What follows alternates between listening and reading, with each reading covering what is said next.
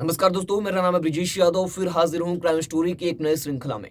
आज बात करूंगा पालघर के एक नए केस की, जिसमें एक सिर कटी लाश मिलती है, यानी धड़ मिलता है लेकिन सर नहीं मिलता है। पुलिस को तलाश होती है सर का, लेकिन पुलिस को सर नहीं मिलता है, यानी सिर को खोजते खोजते पुलिस थक जाती है। आखिरकार पुलिस जो मतदाता सूची होती है, वोटर आईडी की जो लिस्ट आती है, उसकी मदद से किसी तरह इस केस को सुलझाया है। आइए पूरी केस को आपको सिलसिलेवार तरीके से बताता हूं। आज की कहानी की शुरुआत होती है महाराष्ट्र के पालघर जिले से। मुंबई से सटा हुआ एक जिला है पालघर। इसी पालघर जिले के मोखाड़ा पुलिस स्टेशन के अंतर्गत यह घटना घटी है। आपको बता दें, दिन है 7 फरवरी 2024। 7 फरवरी को सुबह का समय था, लगभग 7 बज रहा था। सुबह के समय लोग और जो वहाँ के आसपास जो ग्रामीण लोग हैं, जो किसान हैं, वो अपने कामों को लेकर बाहर निकलते हैं, काम करने अपने काम पर जाते हैं। उसी समय लोगों को बदबू आती है, यानी जैसे कोई जानवर मरा है, और लेकिन जानवर भी मरा है तो उससे भी काफ़ी ज़्यादा गंदी बदबू आ रही थी। तो लोग कोशिश करते हैं कि इस बदबू को किसी तरह यहाँ से हटाया जाए, या जो भी कुछ मरा है उसे दूर लेके जाकर फेंका जाए कि ये बदबू रुके, क्योंकि असहनीय बदबू थी। अब लोग तलाशी लेते हैं, लोग खोजते हैं कि क्या मरा है, आसपास कुछ मरा है। तो लोगों को एक सिर कटी लाश दिखती है, जिसे सारे लोग देखकर सबके रोंगटे खड़े हो जाते हैं। सारे लोग, जो भी ग्रामीण, जो भी स्थानीय लोग थे, वो घबरा जाते हैं। तुरंत नज़दीकी मोखाड़ा पुलिस स्टेशन की पुलिस को संपर्क करते हैं और इसकी इन्फॉर्मेशन देते हैं। मौके पर पुलिस की सारी टीमें वहां पर पहुंचती है और जांच पड़ताल शुरू करती है, और साथ में फॉरेंसिक टीम भी आती है, आसपास जो भी एविडेंस है उसे कलेक्ट करती है। अब पुलिस बॉडी को अपने कब्जे में लेकर नजदीक हॉस्पिटल में पोस्टमार्टम के लिए भेज देती है। पुलिस तो पहले देखती है कि बॉडी का जो सर है वो गायब है, जो सिर है, धड़ है, सिर गायब है। पुलिस आसपास खोजती है कि कहीं सिर मिल जाए हमें। पुलिस की एक टीम सिर को खोजने लगती है, लेकिन सिर नहीं मिलता है। अब पुलिस इस केस में इन्वेस्टिगेशन शुरू करती है।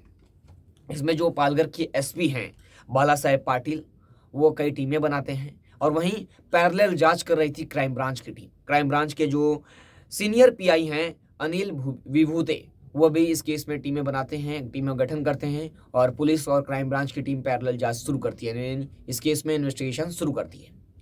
अब पुलिस को तलाश थी। पुलिस के सामने कई बड़े सवाल थे।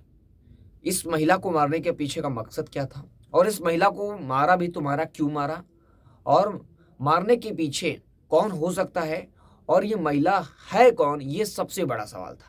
पहले ये महिला के बारे में पता चलेगा, परिवार वालों के बारे में पता चलेगा, तब कुछ जाकर बड़ी लीड या कुछ जानकारी मिल सकती है। तो पहले पुलिस को सबसे पहला सवाल का जवाब ढूंढना था कि ये महिला है कौन। तो अब पुलिस महिला के बारे में पता करने की कोशिश करती है। तो पहले पुलिस तो आसपास के जितने भी पुलिस स्टेशन हैं, सारे में किसी मिसिंग कंप्लेन की तलाश करती है, जहां किसी महिला के गायब होने की खबर हो, यानी 5 से 6-7 फरवरी के बीच कोई महिला गायब हुई है, उसका कंप्लेन दर्ज हुआ है आसपास के पुलिस स्टेशन में। तो पुलिस खंगालती है, तो कोई ऐसा तो नहीं मिलता है। अब पुलिस जिले के बाहर जाती है, यानी अब पूरे महाराष्ट्र में अपना इन्वेस्टिगेशन शुरू करती है। जो क्राइम ब्रांच की टीम है, जो अनिल विभूते हैं सीनियर पीआई, अब उनकी टीम पूरे महाराष्ट्र के हर जिले में जाकर हर पुलिस स्टेशन में मिसिंग कंप्लेन खंगालती है, और हर तरह के डॉक्यूमेंट को खंगालने की कोशिश करती है पुलिस, कि इस महिला के बारे में कुछ तो जानकारी मिल पाए। अब पुलिस की कई टीमें इस केस में काम कर रही थी, लेकिन पुलिस को कुछ हाथ नहीं लग रहा था। अब जो फॉरेंसिक टीम है, जो एविडेंस कलेक्ट की है, पुलिस को ये पता चला, कपड़ों के साथ पुलिस को एक पायल मिला है। दोनों पैरों में जो पायल पहनी है, उस पायल के ऊपर कुछ लिखा हुआ है, और उसमें लिखा क्या है, SDS। उस पायल का जो है उस पर छोटा सा एक SDS करके लिखा हुआ है। अब पुलिस ये पता करने की कोशिश करती है कि ये SDS क्या है। अब पुलिस को पायल के जरिए कुछ आस होती है कि कुछ पता चल पाए। अब पुलिस की कई टीमें महाराष्ट्र के सारे जिलों में काम कर रही थी। अब पुलिस को ये पता चलता है कि धुले जिले से पुलिस को एक बड़ी लीड हाथ लगती है, कि जो धुले जिला है, महाराष्ट्र के धुले जिले, वहाँ का एक तालुका है सिरपुर। उसी सिरपुर तालुका के एक लकड़े हनुमान गांव है, उस गांव की एक महिला गायब है, जिसकी मतदाता सूची से पुलिस उसकी और इन्फॉर्मेशन निकाली। तो मतदाता सूची के जरिए पता चला उस महिला के बारे में। अब पुलिस को ये पता चल गया था, धुले जिले की एक महिला गायब है। धुले जिले के लाकड़े गांव, जो हनुमान गांव है, वहां से गायब है महिला। मतदाता सूची से भी इंफॉर्मेशन मिल गया। अब पुलिस को तलाश थी परिजनों की, फैमिली मेंबर्स की, लेकिन वो उनका तलाश नहीं कर पा रही थी। तो पुलिस क्या करती है, तुरंत वहां पर जो पायल मिला हुआ था धुले जिले के अंदर ही सर्कुलेट करती है। अगर ये महिला धुले जिले की होगी तो पायल भी धुले जिले में ही खरीदी होगी। तो पुलिस धुले जिले के अंदर हर दुकान, हर सुनार की दुकान पर जाती है और पता करती है। अब एसडीएस का मतलब पुलिस को पता चल जाता है, जो पायल पे लिखा हुआ था एसडीएस, उसका मतलब होता है सुधाकर दीपचंद सोनार। सुधाकर दीपचंद सोनार की दुकान, यानी नाम तो पता चल गया। अब दुकान पर भी पुलिस किसी तरह पहुंचती है और उस पायल को दिखाती है। पायल को दिखाने के बाद पुलिस उस महिला की है, यानी जो है इन्फॉर्मेशन देता है, यानी जो सोनार है पुलिस को इन्फॉर्मेशन देता है कि ये महिला धुले जिले की यहाँ की रहने वाली है, एड्रेस देता है। फिर उन परिजनों का नंबर निकलता है और परिजनों से पुलिस संपर्क करती है। पुलिस संपर्क करती है तो पता चलता है कि इस महिला का एक अफेयर भी है। एक नाम है जिसका गोविंद यादव, जिसे सुनील भी बुलाया जाता था, सुनील उर्फ गोविंद यादव, इसके साथ इस महिला का अफेयर भी है।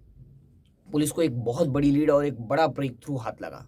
अब पुलिस की तलाश थी गोविंद यादव की, जो इसका प्रेमी है।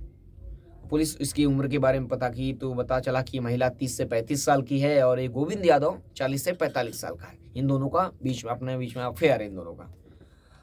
अब गोविंद यादव गायब है। पुलिस जब उसके घर जाती है, जहाँ पर वो रहता है, तलाशी लेती है तो गायब था। अब पुलिस मुखबिरों को एक्टिव करती है और गोविंद यादव की तलाश में जुट जाती है। काफ़ी मशक्कत के बाद गोविंद यादव हाथ लग जाता है। हाथ लगने के बाद ये पुलिस को तरह तरह की कहानी बताता है, लेकिन पुलिस कड़ाके से पूछताछ करती है तो आखिरकार ये हर केस की तरह इसमें भी ये भी टूट जाता है और पूरी कहानी सामने आती है। बात ये थी कि जो गोविंद यादव है वो इस महिला से प्रेम करता था। तो आपको बता दें, कहानी ये थी कि जो गोविंद यादव है वो इस महिला से प्रेम करता था। दोनों का ये संबंध काफ़ी लंबे समय से चला था। अब ये महिला क्या करती है कि उससे शादी करने का दबाव बनाने लगती है। शादी करने के साथ साथ जो उसकी प्रॉपर्टी है उसे भी अपने नाम, यानी नॉमिनी बनाने या अपने नाम पर करने की मांग करती है। अब गोविंद यादव की बात नागवार गुजरे, वो ऐसा करना नहीं चाहता था और ये लगातार शादी करने का और प्रॉपर्टी को अपने नाम करने की प्रेशर करती थी। अब ये काफ़ी सालों से ये सिलसिला चलता रहा। वो गुस्सा होता लेकिन ये मानती नहीं। ये लगातार दबाव बनाती शादी करने का और प्रॉपर्टी अपने नाम करने का, और गोविंद यादव को ये बात काफ़ी खलती थी। तो एक दिन ये सोच लिया कि अब इसे साइड करना होगा, यानी रास्ते से हटाना होगा, क्योंकि वो तंग आ चुका था इसकी बातों से। उस जो शादी करने का दबाव बनाती थी और फिर उसके बाद वो प्रॉपर्टी को अपने नाम करने की मांग करती थी। तब ये क्या करता है कि प्लान के मुताबिक एक दिन, यानी वो फरवरी स्टार्टिंग में 1-2 तारीख को उसको फ़ोन करता है और बताता है कि हम घूमने चलेंगे लोनावाला घूमने के जाने के बहाने अब क्या होता है कि उसे पालघर के मोखाड़ा ले जाता है। पालघर के मोखाड़ा में ले जाकर फिर वो अपने एक दोस्त को भी बुलाता है साथ चलने के लिए। उसके दोस्त का नाम है महेश बड़गुजर।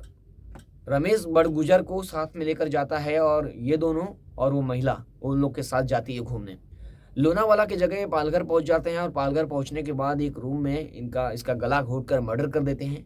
मर्डर करने के बाद इसका गला काट देते हैं और मुंडी को कहीं और फेंक देते हैं और बॉडी को कहीं और डंप कर देते हैं। उसके बाद डंप करने के बाद ये दोनों अपने अपने जगह अपने अपने घर वापस लौट जाते हैं, फरार हो जाते हैं। अब पुलिस क्या करती है, जब पुलिस को ये बॉडी हाथ लगती है तो इस केस की इन्वेस्टिगेशन शुरू होती है। अब सबसे बड़ा सवाल ये था कि इस केस को सुलझाने में पुलिस को काफ़ी मशक्कत करनी पड़ी, क्योंकि एक ग्रामीण इलाका था, वहाँ ना सीसीटीवी था, ना कोई टेक्निकल सर्विलांस था, तो ना कोई टेक्निकल मदद मिली, ना कोई सीसीटीवी की मदद मिली। इसकी वजह से इस केस को सॉल्व करने में पुलिस को काफ़ी मशक्कत करनी पड़ी। 7 मार्च की घटना जाकर कल परसों सॉल्व हुई है और ये कहानी आप लोगों को विस्तार से बताऊं। मुझे आशा है कि कहानी आप लोगों को पसंद आई होगी और समझ भी आई होगी। फिर मिलूंगा एक नई कहानी और एक नए एपिसोड के साथ। तब तक के लिए जय हिंद।